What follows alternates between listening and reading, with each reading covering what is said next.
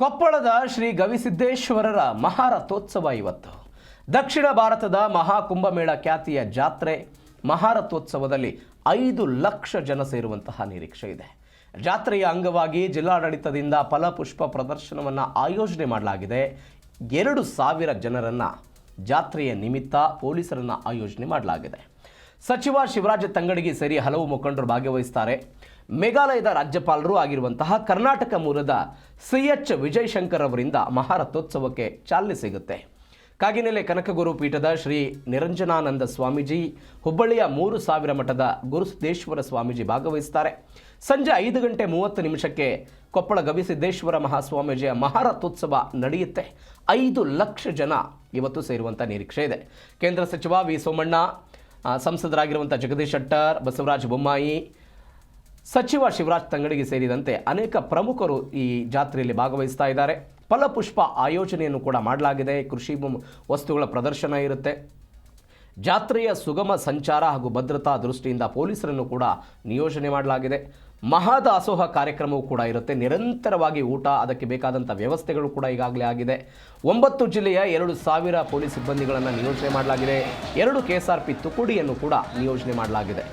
ಕೊಪ್ಪಳದ ಗವಿಮಠ ಅಂತ ಹೇಳಿದರೆ ಮಹಾದಾಸೋಹಕ್ಕೆ ಖ್ಯಾತಿ ಪಡೆದಂತಹ ಮಠ. ದಕ್ಷಿಣದ ಕಾಶಿ ಅಂತ ಕರೀತಾರೆ ಇದನ್ನು. ಮಹಾಕುಂಭಮೇಳ, ದಕ್ಷಿಣದ ಮಹಾಕುಂಭಮೇಳ ಅಂತ. ಇದೀಗ ಕೊಪ್ಪಳದಲ್ಲಿ ಗವಿಸಿದ್ದೇಶ್ವರ ಜಾತ್ರೆ ನಿರಂತರವಾಗಿ ಮಹಾದಾಸೋಹ ನೆರವೇರುತ್ತೆ. ಕಲ್ಯಾಣ ಕರ್ನಾಟಕ, ಉತ್ತರ ಕರ್ನಾಟಕ ಭಾಗದ ಬಹುತೇಕ ಜಿಲ್ಲೆಗಳ ಜನ ಬರ್ತಾರೆ ಜಾತ್ರೆಗೆ. ಮಹಾದಾಸೋಹದಲ್ಲಿ ಭಾಗವಹಿಸ್ತಾರೆ.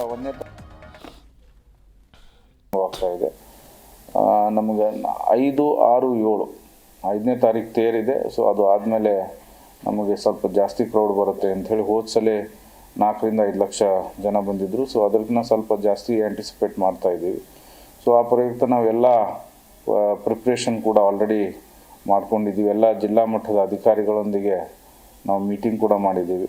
ಸ್ಪೆಷಲಿ ನಮಗೆ DHO, ಫೈರ್ ಸರ್ವೀಸಸ್ಸು, ಬೆಸ್ಕಾಮು ಇವ್ರ ಕಡೆಯಿಂದ ನಾವು ಜಾಸ್ತಿ ಕೆಲಸ ಇರುತ್ತೆ, ಅವರಿಗೆಲ್ಲ ಗೈಡ್ಲೈನ್ಸ್ ಕೂಡ ಕೊಟ್ಟಿದ್ದೀವಿ. ಅದು ಅಲ್ಲದೆ ನಮ್ಮ ಇಲಾಖೆಯಿಂದ ಸುಮಾರು 1500 ಮೆನ್ನು, ನಮ್ಮದು ನಾನು, ನಮ್ಮ ರೇಂಜ್ IG ಅವರು ಕೂಡ ನಾಳೆ ನಡೀತಕ್ಕಂಥ ಗವಿಮಠದ ಜಾತ್ರೆ ಅಂಗವಾಗಿ ಇವತ್ತಿನ ದಿವಸ ಭಕ್ತರು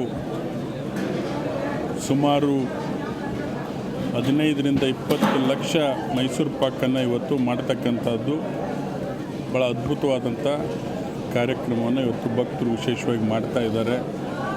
ಪ್ರತಿ ವರ್ಷದಿಂದ ವರ್ಷಕ್ಕೆ